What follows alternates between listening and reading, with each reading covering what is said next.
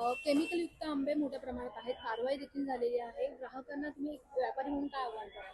व्यापारी म्हणून मी हेच समजून सांगेन की अशा काही गोष्टींना न घाबरता जे रजिस्टर्ड व्यापारी मार्केटमध्ये काम करतात, जे जेन्युइनली काम करतात, जे तुम्हाला ॲश्युरन्स देतील, त्या लोकांकडनं ग्राहकांनी जरूर आंब्याची खरेदी करावी. खरे आणि केमिकल युक्त तर कोणत्या व्यापाऱ्यांना पण तसे सांगता येणार नाही.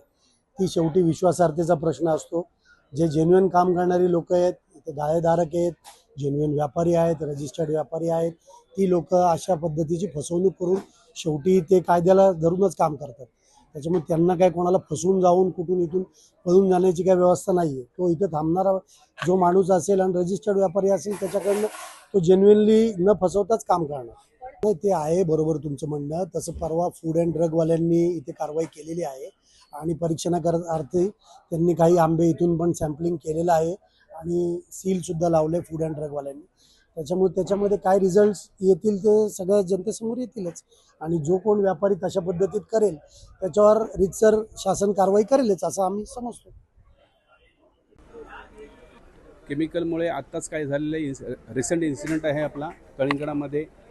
काहीतरी इंजेक्शन पिकवण्यासाठी, कोणते फळ पिकवण्यासाठी इंजेक्शनचा प्रयोग केला जातो. इवन नाळामध्ये सुद्धा जे आपल्याला शहाळी येतात आता, त्या शहाळीला सुद्धा इंजेक्शन मारलं जातं. त्याचप्रमाणे आंब्याला इंजेक्शनचा प्रयोग मला वाटत ना होईल, परंतु हे कल्टार टाकून किंवा हे केमिकल टाकून त्यात लवकर पिकवण्यासाठी, कलर येण्यासाठी तो प्रयत्न केलेला असतो. परंतु आंब्याला झाडावर जनरली त्या वरच्या भागाला जो कलर यायला लागतो त्यावेळी ते फळ काढलं जातं आणि ते फळ मार्केटला आल्यानंतर 8 दिवसांनी पिकतं, नॅचरली पिकतं. त्याला गवतामध्ये ठेवल्यानंतर केमिकल टाकून पिकवल्यानंतर त्याचा परिणाम माणसाच्या बॉडीवर होतोय.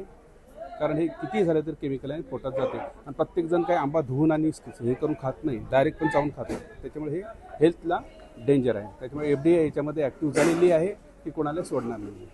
आंबा घेताना मार्केटमध्ये जनरली जो असेल आणि गालाधारक जे आहेत त्यांच्याकडून घेतल्यास फसवणूक होणार नाही अशी मला खात्री आहे. प्रदीप पराडकर.